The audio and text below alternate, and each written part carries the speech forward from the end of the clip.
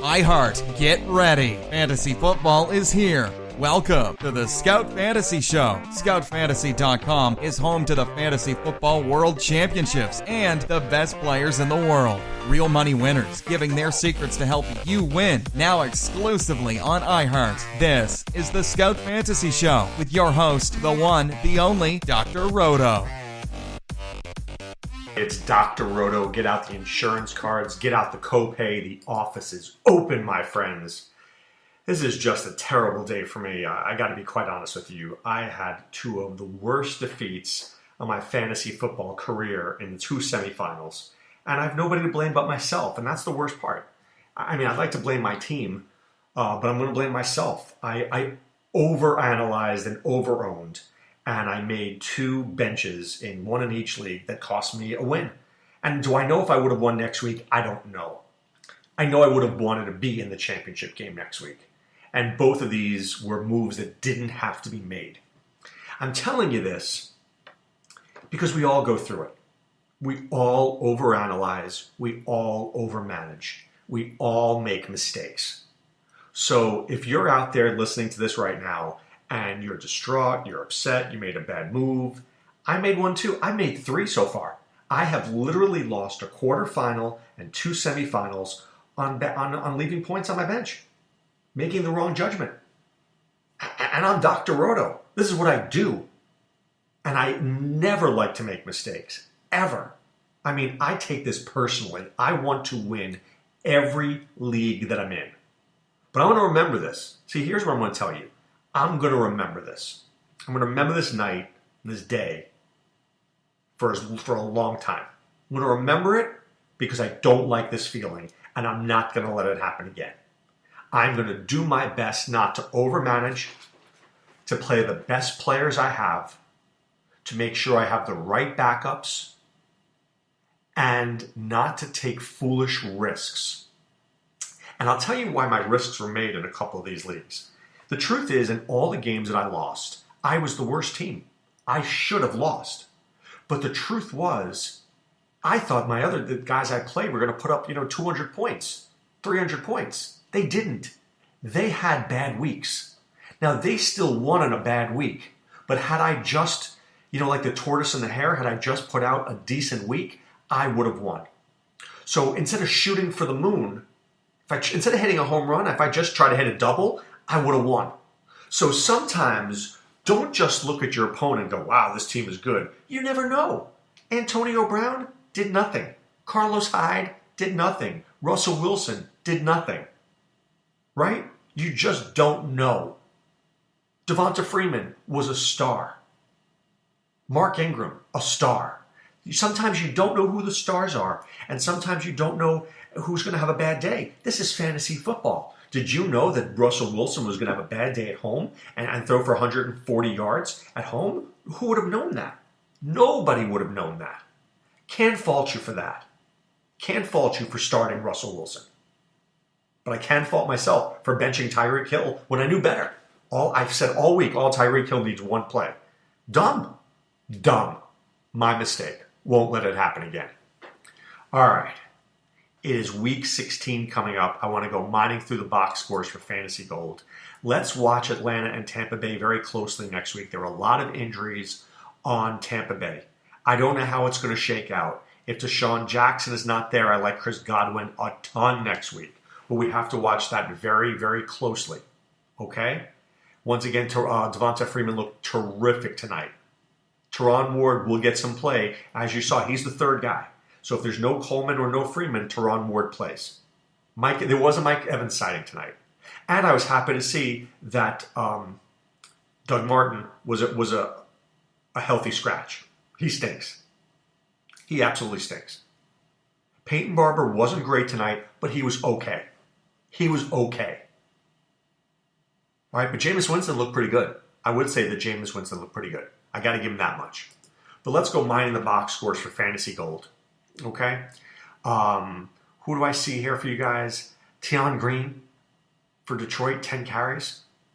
So he's still relevant. I know that sounds crazy. He's still relevant. Kendall Wright, 13 targets. Still very relevant. I don't know if I'd pick them up this week. I mean, considering this is the championship. I'm just throwing it out there for you. This is week 16. I'm not going with Tion Green. I'm not going with Kendall Wright. I've learned my lesson there. But what I want to do is concentrate on the players, the better players, right? Tyreek Hill, 6 targets. Kareem Hunt had 9. That's a great number. If you're worried about whether you should play Kareem Hunt next week, you should. 9 receiving targets, that's a great number for him. That's a number we want to see. By the way, Hunter Henry may be injured, may be out for a couple of weeks. We have to watch that very closely. I think that he said that he has a minor rib injury, I believe it is. I'll have to find that. I just saw it here. Give me a second. I want to get that information for you. Please hold. Please continue to hold. Yeah, Hunter Henry has a small laceration of his kidney in danger of missing the last 2 weeks. Ouch. You don't want to lacerate your kidney. Antonio Gates would play. So if you're looking for a tight end down the stretch, Antonio Gates might be interesting. I think Hunter Henry will be out. Okay? That'd be my guess is Hunter Henry will be out. No way you're going to risk him when you have Gates there. Right? You have Gates there. The Chargers have the Jets and the Raiders. Antonio Gates may make a play. That might be a guy I'll be looking at. All right? I'm just throwing his name out there for you. And we'll talk about that on the Waiver Wire podcast tomorrow. So the Eagles and the Giants, Aguilar with 9 targets, Ertz with 9 targets, Jeffrey with 10. I mean, Nick Foles was throwing the ball all over the place. Sterling Shepard had 16 targets, but remember, who do the Giants have next week? The Giants have the Cardinals. That's not such a good game for them. Maybe Evan Ingram has a good week. Maybe Roger Lewis. Maybe Tavares King. I don't expect it to be a Sterling Shepard week. So be very careful with him. All right? Dolphins and Bills. Charles Clay, 9 targets. Kelvin Benjamin only had 2. Charles Clay had 9. McCoy had 5. 14 out of their 26 targets went to those 2 guys. Jarvis Landry and Devontae Parker had 25 targets between the 2 of them. Kenny Stills does not get the love from Jay Cutler. There is no Kenny Stills love from Jay Cutler. Be careful if you're going to use him.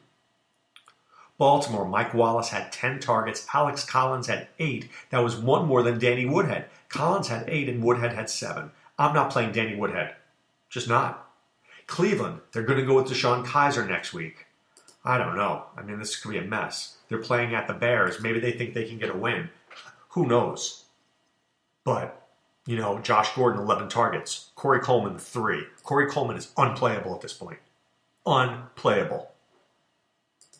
All right, the Vikings and the Bengals, right? We know what to do with the Vikings. They got 2 major guys, Diggs and Thielen, and then you got McKinnon and Murray. They have 4 guys that you're going to choose from. But I'm not touching anybody on Cincinnati. However, I will say this. Cincinnati has a couple of interesting plays this week. They play the Lions. Okay? They play the Lions. And the Lions have a bad run defense. I would like to see if Joe Mixon is back. If Joe Mixon is back, he might be a very interesting start this week. I'll look there. We'll get to that as we learn more during the week and we see who is available. We don't know yet who's available, but we need to see. For the Saints, is Ted Ginn going to be back? Without Ted Ginn, 11 targets were Thomas, 6 Ingram, 7 Kamara. Brandon Coleman had a couple of bad fumbles. 2 fumbles, 2 lost fumbles. He's not playing too much anymore. For the Jets, Robbie Anderson had 12 targets. 12 targets. That's a huge number. Bryce Petty loves going to him. So the Jets may have a tough matchup against the Chargers, but I still like Robbie Anderson. I'm telling you that straight up. I'm not benching Robbie Anderson in Week 16. No chance on that, guys. I'm just throwing that out there for you. When a guy likes a player like that, you got to go to him. For Washington, Jamison Crowder, 7 targets. I'm not touching anybody else on this team. I don't hate Josh Doxson. He did see Patrick Peterson, but he gets the Broncos this week. It's not going to be a whole lot better. For Arizona, Drew Stanton is back. Bye-bye Blaine Gabbert. That was terrible. Take a look at Elijah Penny. He had 10 carries for 45 yards. Maybe he's interesting, especially if Kerwin Williams is out. I'm just throwing that out there. Maybe in a DFS scenario. But I don't love it. I don't love it there. For the Panthers, Greg Olsen had 12 targets. McCaffrey had 7. Funchess only had 4 because Greg Olsen played really well. Funchess is not going to be such a great target anymore if Olsen is back. Olsen's number 1 and McCaffrey's number 2. Let's watch that closely. Now for Green Bay, huge news here. Devontae Adams takes a wicked shot, but if Brett Hundley's in there next week, what are they going to do? Because Hundley only throws to Devontae Adams. Only throws to him. I mean, maybe Randall Cobb becomes the number 1 receiver because he certainly hates, and when I say hate, he hates Jordy Nelson. You know that Marquise Lee is going to be out. Keelan Cole, 9 targets this week. 9. Big number. Big. And who does Jacksonville play this week? They play the 49ers. And I'm liking Keelan Cole. I'm maybe a little Bortles to Cole to Westbrook. Sign me up for that one. DeAndre Hopkins, 13 targets. Will Fuller, 5. Lamar Miller, 4. I mean, literally, it's like 2 guys. 2 guys. That's who you're worrying about there. Rams, Seahawks. Can't look at the Rams here because we don't know. That Robert Woods had 7 targets, but they were up by like 100. They were up 34-0 at halftime. So it's hard to know with Cooper Kupp and Sammy Watkins. You know, but what you can take away from this game is Robert Woods is back. Robert Woods is absolutely back. That's the takeaway there. Okay? That Robert Woods, you can play him with no problem. Antonio Brown, when he left, Juju Smith-Schuster, 6 targets. Bryant, 6 targets. But Jesse James only had 5. I like Jesse James. And against Houston, I think he's an interesting play next week. For New England, what about Chris Hogan? Gronk had a lot of targets. 13. But they play the Bills this week.